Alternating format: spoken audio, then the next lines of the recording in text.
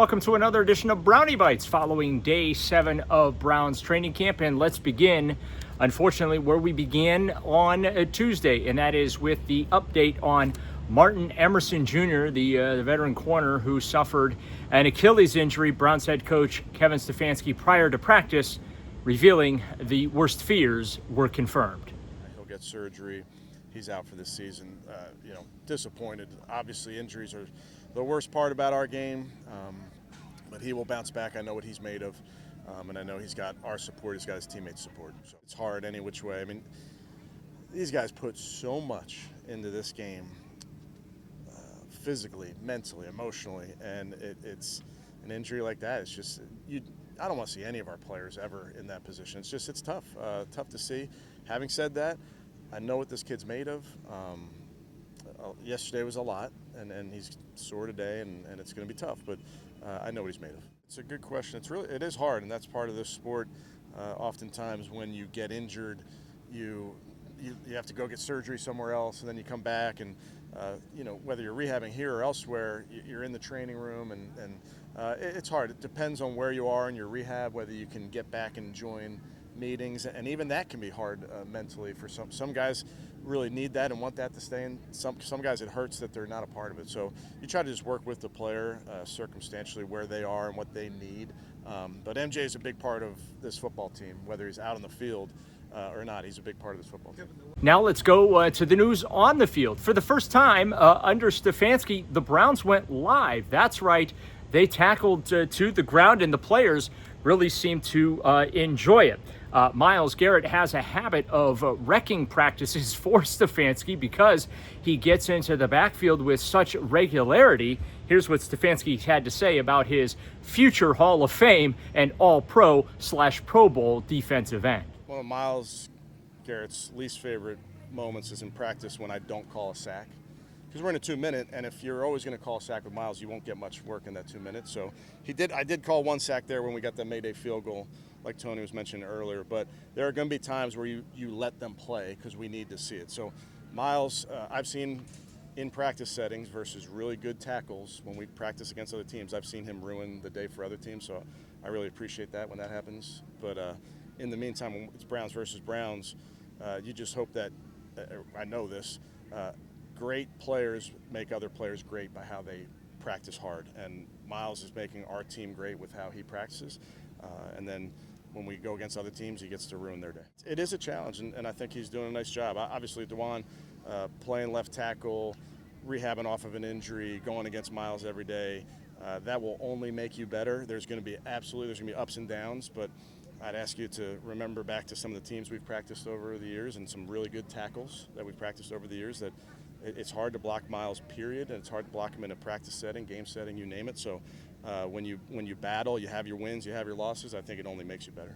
One of the folks going up against Garrett in practice by his own request is right tackle Jack Conklin. Now, Conklin is healthy as he begins training camp here in 2025, unlike years past, which puts him personally as well as professionally ahead of the game. Here's what he had to say about Garrett, his health, the outlook for 2025, and a few other topics, including that dealing with that 4-man quarterback competition. I think the biggest thing you do is you got to look at it from a positive manner. I mean, he's a great player, but you got to rise to the occasion. You got to, when you know he's over there, you got to be a little just more locked in, a little more harder push off because you know how fast he's going to come. And frankly, to have that every day in practice is only going to make you a better player. And I'm happy. Like you said yesterday, I asked him to come over to the right because I wanted to get the work. I just wanted to get his speed and feel that. And just having that ability to have a guy like that to practice against is huge. He's the best defensive end in the NFL. I mean, I think that speaks for itself. Yeah. Oh, it's great. No, I feel fantastic. It's nice to be out here with the guys. Getting all the work in these days where we're really building the chemistry and going through the tough times, and just couldn't be happier. Oh, it's good. I think it's good especially for the skilled guys. For us, it doesn't really change too much. We're hit when we have pads on. It's pretty much full go for us. But it's nice to get those reps for the skilled guys and running backs, and get us running down the field, trying to keep our guys up and moving piles. It's always good work. I think we just more think about, especially me, Wyatt, and Joel. This will be our 6th year playing together, and with Poe, this will be 4. I think we just look at it as extreme positive. It's not very often you get a group of guys like that get to stick together that long and protect together. And we have a lot of confidence in knowing each other, a lot of communication we don't even have to make verbally, that we just know how each other work, and that's a really leg up for us. Pumped, it's great to have him back, and again, like I said, with the core group of guys, to be able to have that long term of a group is huge. Strictly speaking for me and Wyatt, it took probably a few games into 2020, my first year here playing with him, and then just every year it's a little bit more.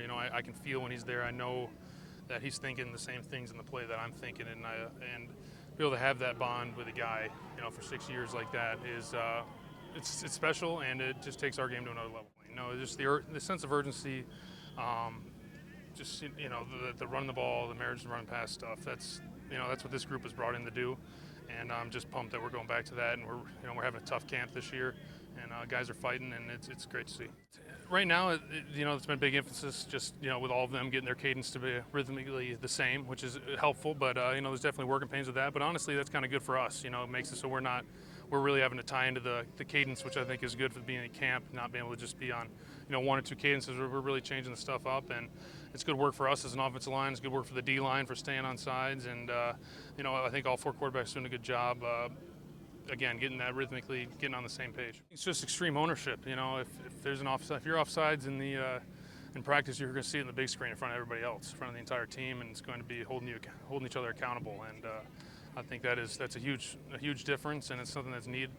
If you got to look your peers in the face and tell them it's your fault and say sorry, then you don't want to do that again. It's great. You want to struggle. The camp is a struggle anyway, but the more struggle you can get, the more.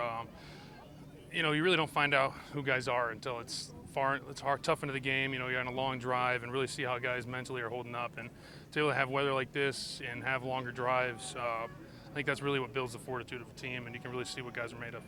Jerome Ford is getting healthier, and as a result, the running back is also getting more work. And on Wednesday, that too was the case. No Quinshon Judkins. Of course, he's dealing with the legal issues in Florida under investigation by the league. Don't even know if he is going to be available for the Browns early in the football season. Ford right now is running back one. Here's the best of Ford from Wednesday post-practice. Most people look at it as we short on backs and we out there kind of tired, but our group, our coach, our team, we look at it as an opportunity for everybody else to get more reps, get better dudes who usually wouldn't get reps, getting more reps, and that's how we look at it, an opportunity.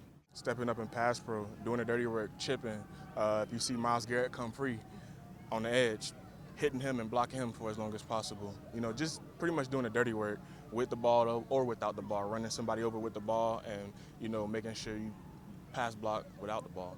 No matter who they bring in, I feel like every year you got to prove yourself. My mindset is always the same. Come in here and work, no matter who's drafted. We got some new guys in there, like you said, Quinshon and Dylan, and making sure that they feel comfortable in the room and, they find their way and helping them find their way, not just as a football player, but as somebody coming into the league, being there for them in that aspect, but also for me, just, continuing to work and, keeping the game. I don't need no more motivation. It's a day at work, and that's what I come to do, come to work. Hard work, same as always, hard work. We're looking to turn it up a notch in the run game, pass blocking, route running, all of us as a group. We lost a great guy, a great friend, and a great teammate, but, I know where he is. He gonna put the work in, and he got to be scared of for the other side of the ball. Nick meant a lot to us, and it was sad to see him go, but we understand the business of the game. Now let's go to the other side of the ball, where rookie linebacker Carson Schwesinger has certainly been impressing everybody, no matter who you talk to, players, coaches, front office personnel. They just all rant and rave about just what a great person, what a great player Carson Schwesinger is, and how quickly he has picked up things on the defensive side of the football. For the first time in camp, we got to hear from the rookie, number 33 overall pick. Here's some of what he had to say about going live at practice, as well as his outlook for his rookie campaign. I love it. I mean, you talk to the defense, we're all excited about any live period we get, because that's what we love to do, is get guys on the ground. I think every day I come out here, I feel more comfortable. I think the big part of it is getting reps on the field and also in the film room, watching things I can correct, and then also watching the offense and seeing certain tendencies you're going to get that are different from college now and things like that. Here we're going to attack, regardless of the defense you play as a backer, you got to be able to run, hit, and find the ball. So that all stays the same, just a little bit more of a attack style here.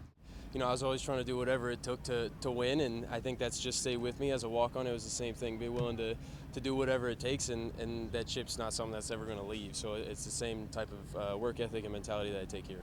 It was definitely a great feeling to see all the work that I'd put come to fruition there, but now it's the next step and trying to keep pushing and keep going.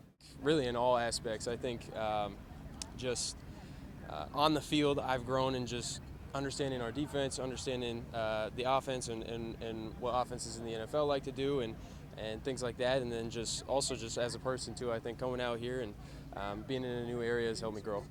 For me, I just want to be prepared and ready to be able to do whatever they want me to do, and if that's what they're asking me to do, I got to be able to go out there and make sure that all the communication's good and we're able to run the defense how we want to run it. At the end of the day, what we want to be as a defense, we want to be physical, we want to play fast, and we want to have some swag and some passion out there. And I think when you bring all that together, you get a defense that's going to be really great.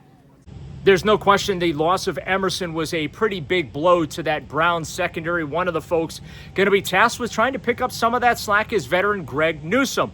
Now, Newsome, of course, is in the final year of his contract. He is off to a pretty good start here in camp, and much like Conklin, he too is healthy. Of course, a year ago, he was banged up with a hamstring injury. Here's the best of what Greg Newsome had to say following Wednesday's practice. It was fun. I had a good time. You know what I'm saying? Anytime that we were able to be a little bit more physical, tackle before we actually get to the season. I actually really like the idea, and I'm super excited that we got, a chance to be real physical today. Yeah, I just think we're doing everything with a purpose. Like, everything we do, every meeting, every walkthrough, every practice, we're coming out there with a purpose, and that's to be great. We're flying around the ball. We're going out there. We're not making the same mistakes twice. I feel like the leadership, the energy is there from day one. And I'm super excited to see, what we'll be able to do this season. It's a chance, once again, for all of us to have a bigger role. We got younger guys like Cameron Mitchell, Miles Harden, we got Chig.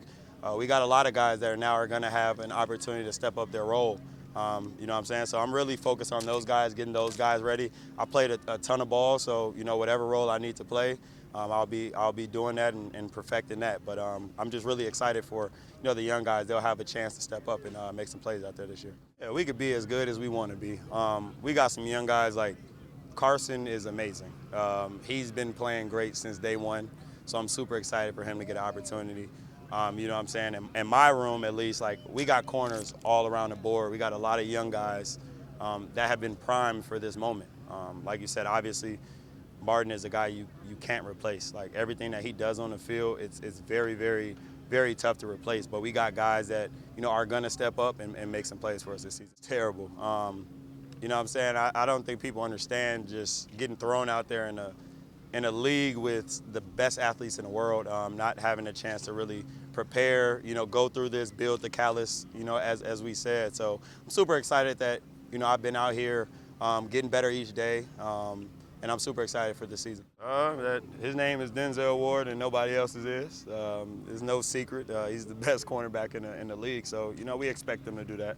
Like I say, he doesn't have a weakness, so there's really no secret sauce. It's just his name's Denzel Ward, and nobody else's is. Just to keep stacking days. I've said it since the day I was drafted. I want to be a Brown for life, and in order to do that, I gotta hold my end of the bargain. So I gotta go back to being that player that I know I can be.